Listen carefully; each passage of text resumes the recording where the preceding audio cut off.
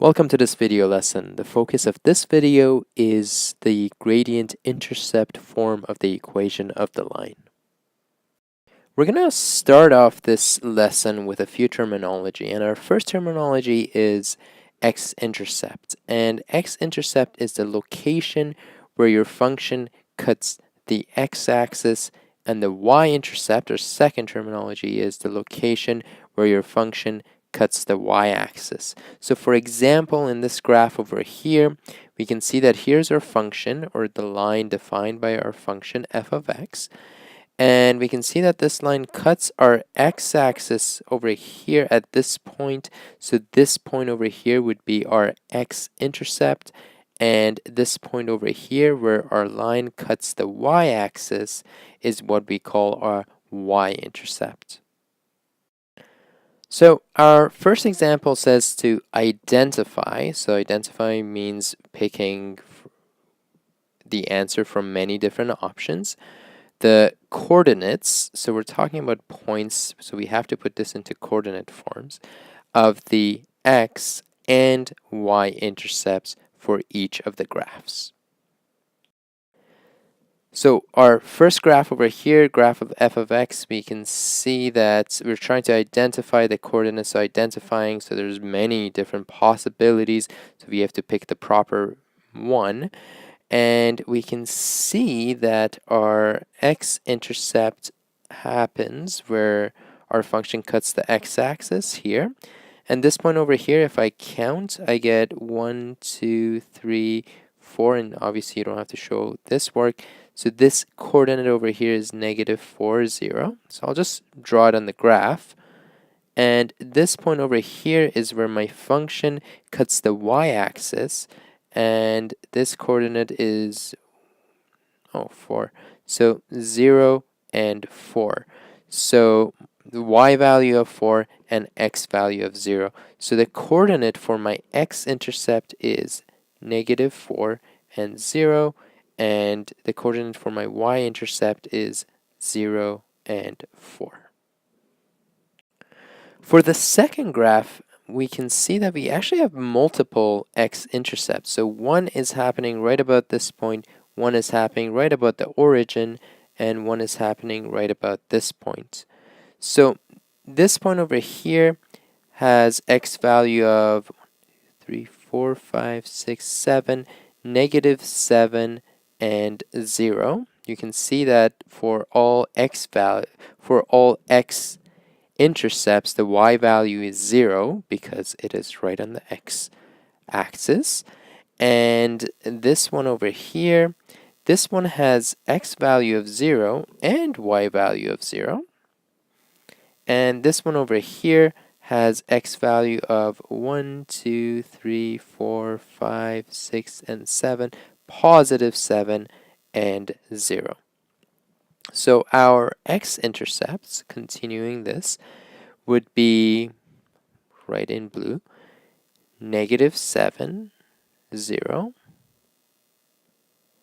another point 0, 0, and finally another point which is 7, 0. The y-intercept is where the graph cuts the y-axis, and we can see that here's our y-axis, and our graph cuts it right at this point, which is actually already identified as 0, 0. So our y-intercept is at point 0, 0. Okay, we've already talked about the equation of the line in previous lessons, but just to recap, the equation of the line is an equation that helps us map out all the x and y coordinates of all points that lie on that line. So here I have set out 4 different equations. So the first one, y is equal to, I'm just going to add y is equal to each one. So y is equal to f of x, or y is equal to x, and f of x is actually, all the functions are actually defined in this region over here. So again, the first one, y is equal to f of x. The second one in red, g of x, y is equal to g of x, or y is equal to 3x. The third one, y is equal to h of x, or 2x. And the last one, y is equal to k of x, or simply negative 2x in this case. Here on the left-hand side, I have chosen some random x values, negative 2, negative 1, 0, 1, and 3. And for each of these functions, I am going to plug in this x value into my equation in order to find all these points. So just to show you some sample calculations, and I don't want to, and I'll fill up this chart really quickly right after, just to show you some sample calculations to find f of negative 2 for my green.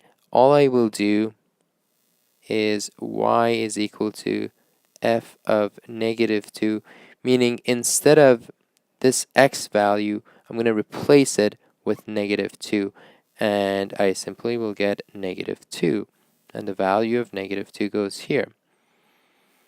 One more example right here, f0, that means instead of this x value, I'm going to plug in 0, and it just becomes 0, simply. So this one is 0. And if I were to fill out the rest of these, I get negative 1, 1, and 3. And you can try that on your own if you want to. For the next one, my function is g of x, or just 3x. So instead of the x value, I'm going to plug in these x values and then figure out all the points. So I'll show you again at least one example.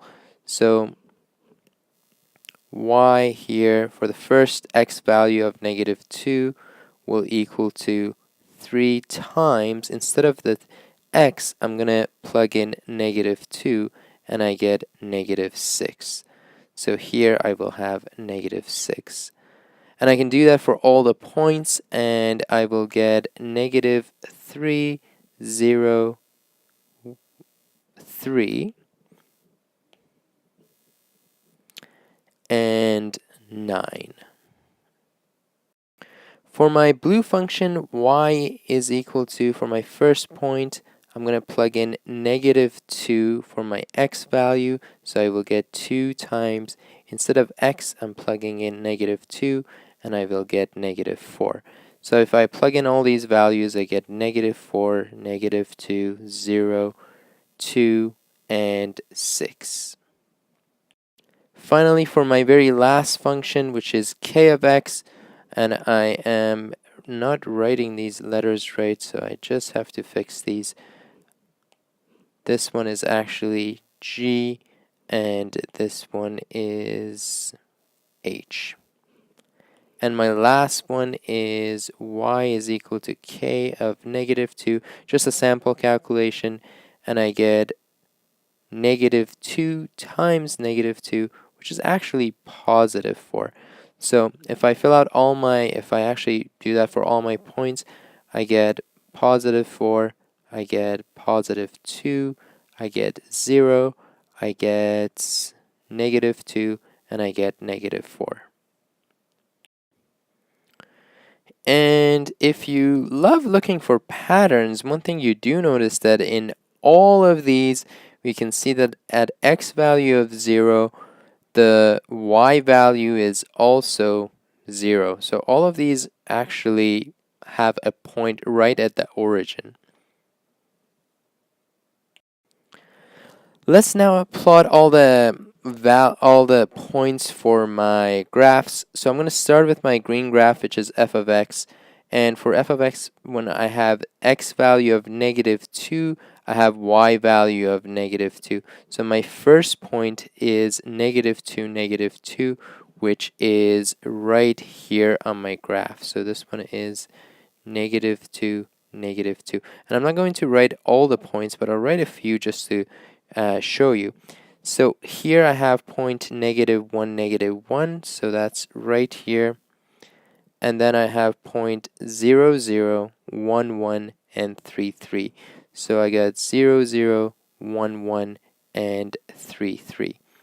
and I can actually draw a straight line that goes through all these points, or as straight as I can draw it, doing my best, and draw my arrow. And obviously I want to identify which equation this is, and this is equation y is equal to f of x. Or you can just write x. It really doesn't matter, as long as you identify it. Next, we're going to plot our g of x, and g of x is my red one. So for my red one, when x value is -2, my y value is -6. When x is -1, my y is -3. So at x value of -2, I get a point right here, which is -2, -6. And then when it's -1, my y value is -3. When it's 0, it's 0. When y is 1, when x is 1, my y value is +3.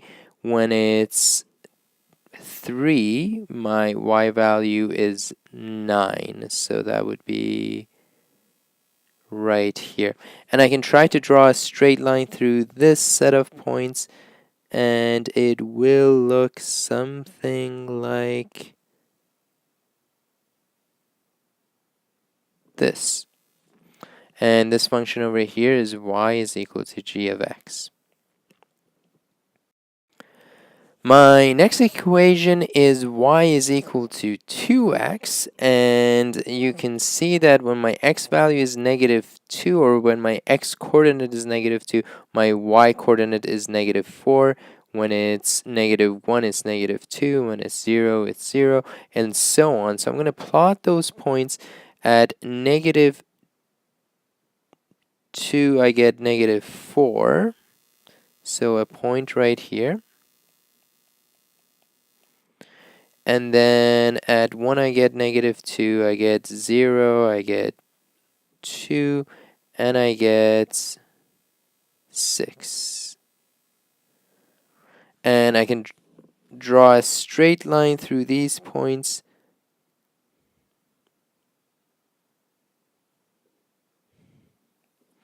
And label it as y is equal to h of x, or simply y is equal to 2x.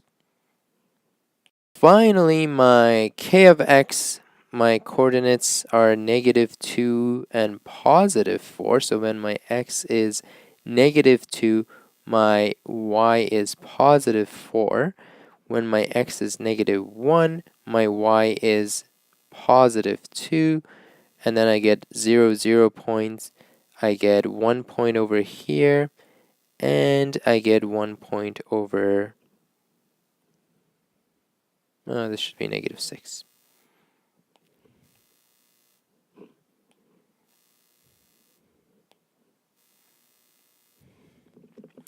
And I can draw a straight line through these ones.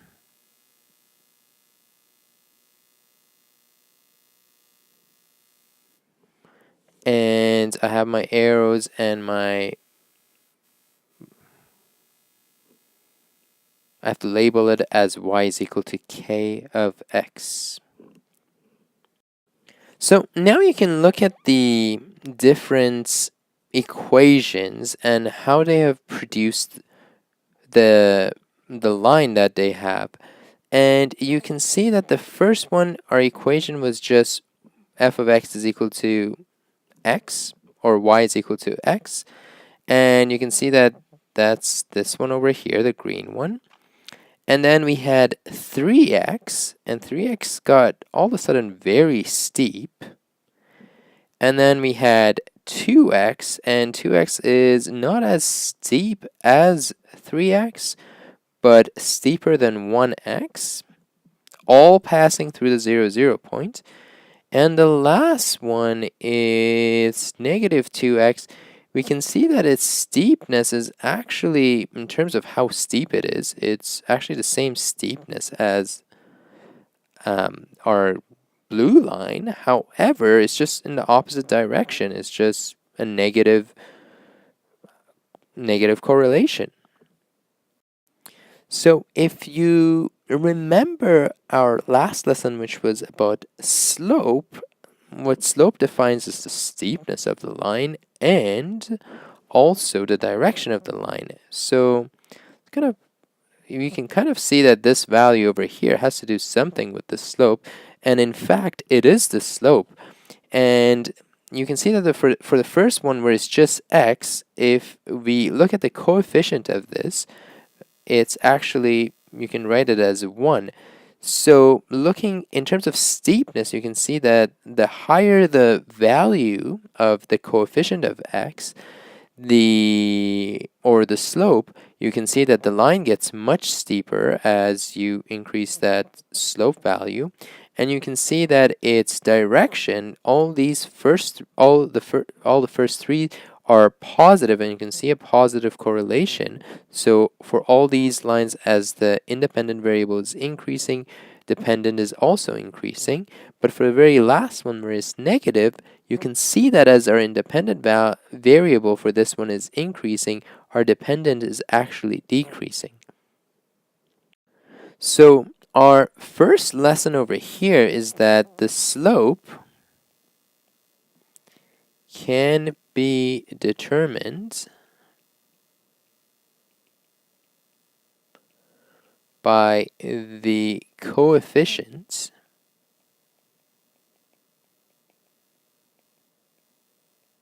of x.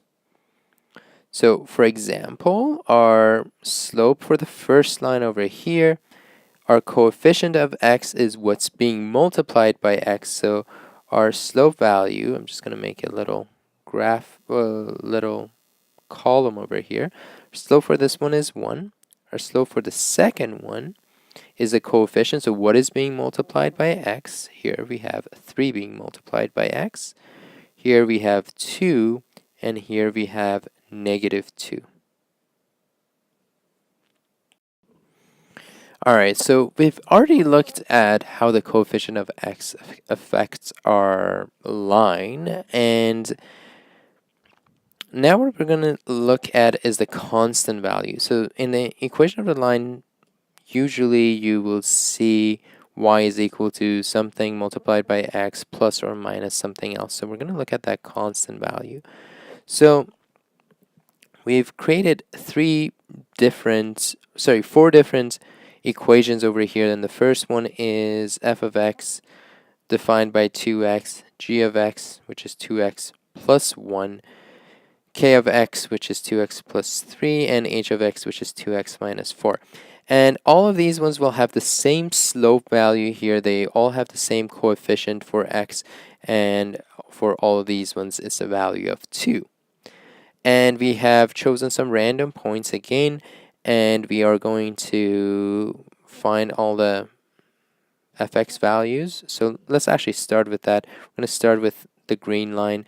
And for the green line, just giving some example here, f of -2, which is my first point, is 2 times -2, which is -4.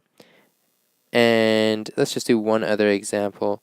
F of, let's do 0, is 2 times, instead of x, I'm going to plug in 0, and I get 0. So if I plug in all the values, I get -4, 0, 2, and 6. And right away, I'm actually going to plot those points. So I get -2 and -4, which is this point over here. And then I get 0 and 0. I get 1 and 2. And I get 3 and 6. And I can draw a straight line through all of these, and it should look like this. Fantastic. So I'm just going to write y is equal to f of x. Instead of f of x this time I'm just going to write 2x. Now notice that the next equation is 2x plus 1. So it's exactly 2x, but we're just adding 1 to it. So for example, for our very first one, f of -2 it's equal to 2 times negative 2 plus 1. And 2 times negative 2 is already calculated as negative 4, and we're just adding 1 to it, and negative 4 plus 1 is equal to negative 3. And f of 0, so if we plug in 0, we get 2 times 0 plus 1. And 2 times 0 is already calculated up here, so we're just adding 1 to it, so this one is equal to 1. And we can kind of use this pattern to find all the values, because we know that g of x is just 2x, which is f of x, and we're just adding 1 to it. So for all these values, we can just add 1 to it just to get g of x. So g of x here will equal to minus 3 plus 1, 3, and 7. To graph that, we kind of use the same idea. So what we can do is we can kind of look at this green graph over here, which is 2x, and our red one is just 2x plus 1. So every y coordinates is going to move up by 1. All the x values will stay the same, but all the y values will shift up by 1. So if I draw that, this point will move to here, this one will move to here, this one will move to here, this one will move to here, and so on. So you can kind of find any point and move it up by 1, and that would be my new line. So I can actually draw it out just like this.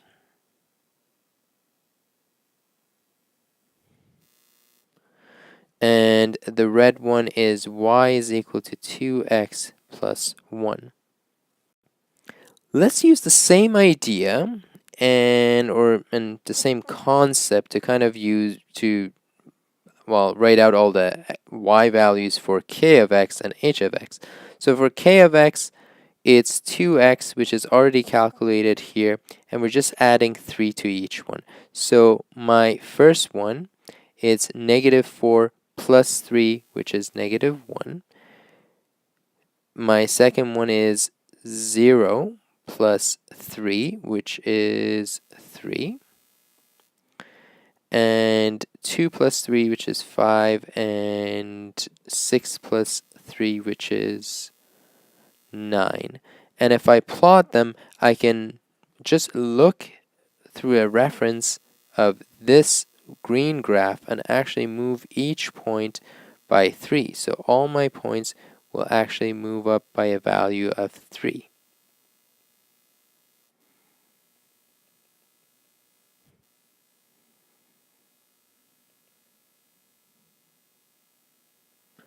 And I can actually connect all these points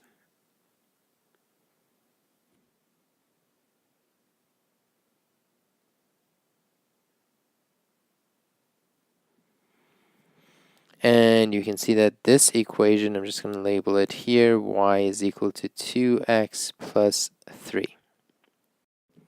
Now lastly, for h of x, it's 2x, which we found the values for it right here, minus 4. So I'm just going to subtract 4 from each of these values. So my very first one is going to be negative 4 minus 4, which is more negative, negative 8, 0 minus 4, which is negative 4, 2 minus 4, which is negative 2, and 6 minus 4, which is positive 2. So I can plot it just like that, or I can just move every point down from my original equation of y is equal to x by a value of 4. So 1, 2, 3, 4. 1, 2, 3, 4. 1, 2, 3, 4. And one more point. 1, 2, 3, 4. And then I can just connect all the points, and I should get a nice straight line, kind of like this. And this function over here is y is equal to 2x minus 4.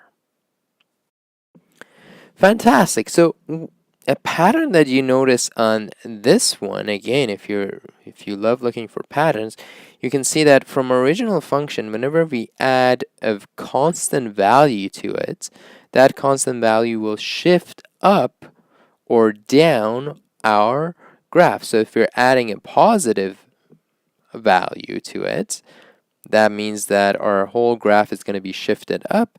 And if you're adding a negative value, that means that our graph will shift down by that much. And you can see even from previous one, we notice one pattern from previous one, that if there is no constant value, or if our constant value is 0, all our graphs actually started from the origin point 0, 0. But you can see that when we add 1 to it, the starting one, or our y-axis, actually changes to that particular value. So for example, for g of x, which is 2x plus 1, we can see that our y-intercept has now changed from 0, 0 to 0, 1. We can see that for k of x, which is 2x plus 3, our y-intercept has changed from 0 to 1, 2, 3, so 0 and 3. And we can see that for this one, we have a value of negative 4. And if we look at our y-intercept, well, our whole graph has shifted down by a value of 4. That means our y-intercept goes from 0, 0 to 0, negative 4. So just to label the y-intercept values, for the purple one, I get 0, negative 4. For my red one, I get 0, 1. For my blue one, I get 0, 3. And for my original green one, I just get the origin, which is just 0, 0. So we can also think about for our first graph as 2x plus 0. So in conclusion, in summary, for when we have a graph like this, or when we have an equation like this, the constant value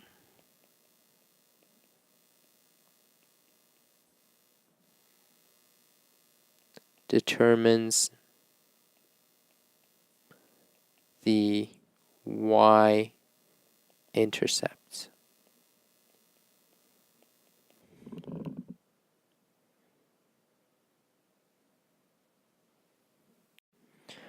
Alright, so in summary, the gradient-intercept, or the slope-intercept form of the line, gives us two key information about the line.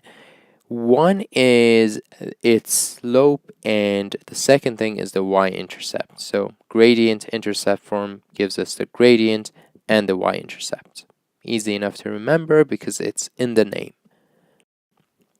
So based on what we said before, the gradient is the coefficient of x. So that means what is being multiplied by x.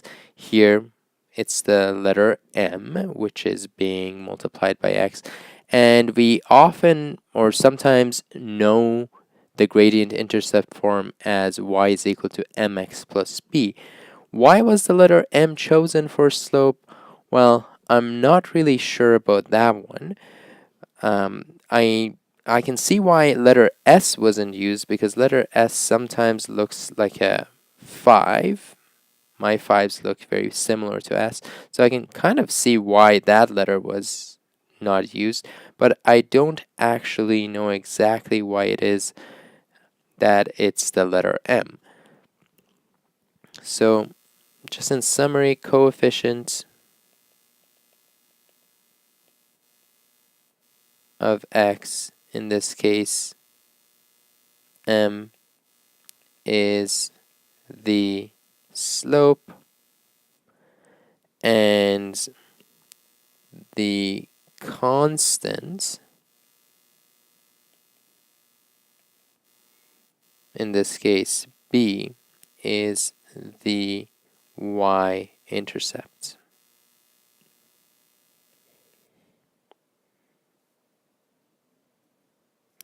So for example, if I have y is equal to 3 minus 2x, I can see that my coefficient of x is negative 2.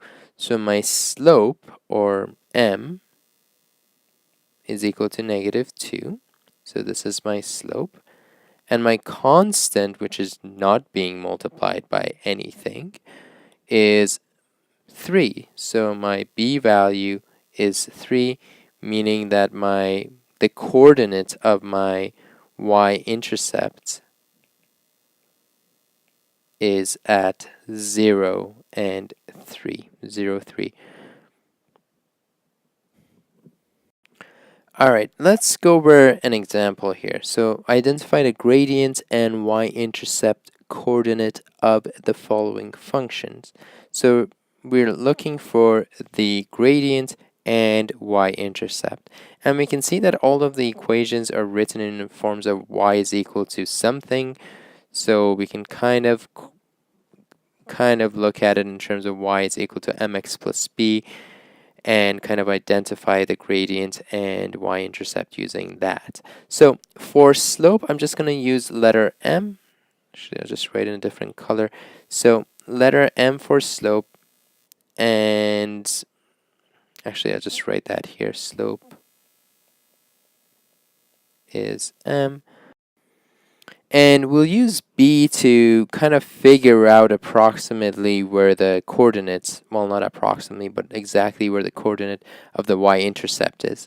So for my very first one, y is equal to 4x. So I can see the coefficient of my x kind of is my slope. So my slope here should be what's being multiplied by x, and in this case, it's the value of 4.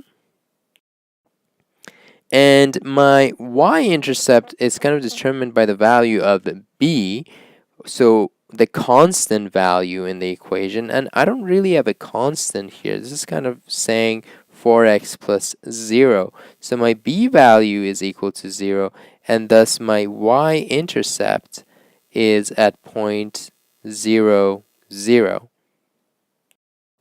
And if you recall from the examples that we did today, if you have an equation of y is equal to 4x, and if you have no constant, all of them pass through the origin point, and that's what we can see here as well.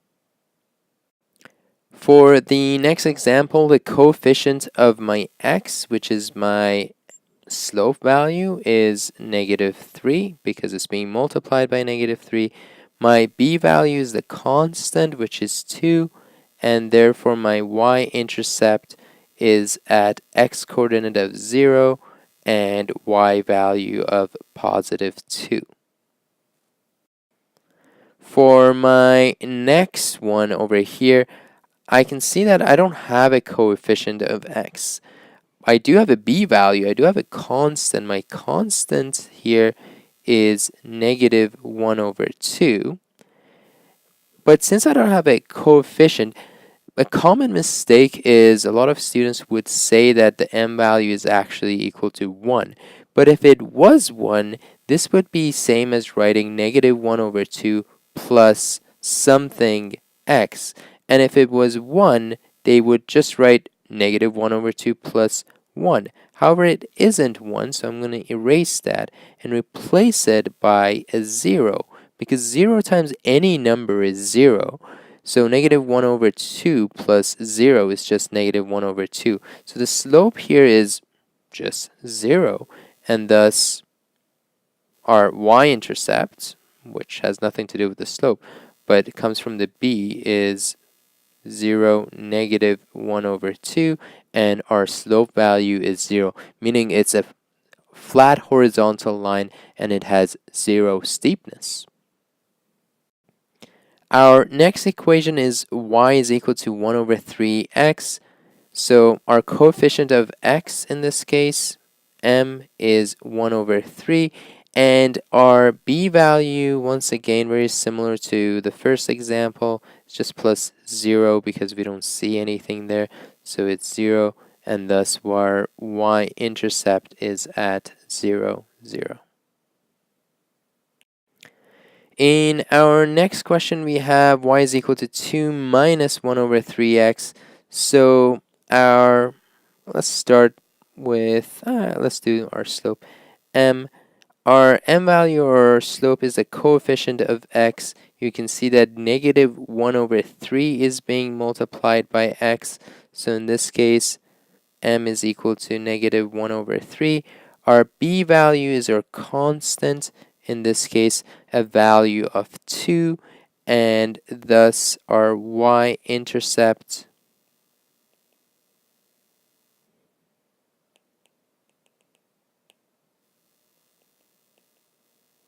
is at 0 and positive 2.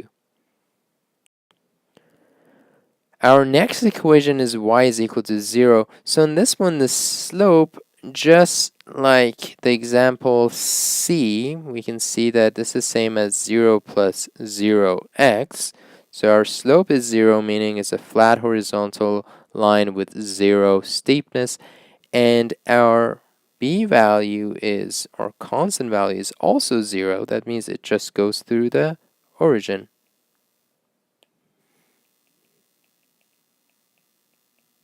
So if I were to actually sketch this line on the xy coordinate system, it would kind of start at 0.00 and it would be a horizontal flat line just like this. Finally, the very last one over here. I love this type of question. It's written in a different form and you have to kind of change it into y is equal to mx plus b form first before you actually determine your x and y intercept. I'm going to use green for this one. So this over here, I'm just going to rewrite it here, 3x minus 2 over 4. That's same as writing 3x over 4 minus 2 over 4. And just going back and forth, you can see that if you have this over here, you have a common denominator of 4, so you can write the denominator as 1 and actually do 3x minus 2 on the numerator. So you can also separate it the same way. So here we get 3x over 4 minus 2 over 4. So that's kind of what we've done over here. So to rewrite that, I can write it as y is equal to 3x over 4, or 3 over 4x is actually the same thing. So I'll just write it as 3 over 4x minus 2 over 4. And 2 over 4 can also be simplified, so I can write it as 3 over 4x minus 1 over 2, because 2 over 4 is exactly the same thing as 1 over 2, and 1 over 2 is a better way of writing it because it's the most simplified way. So in this case, my coefficient of x is 3 over 4, and my constant is negative 1 over 2. Therefore, my y-intercept is at 0 and negative 1 over 2.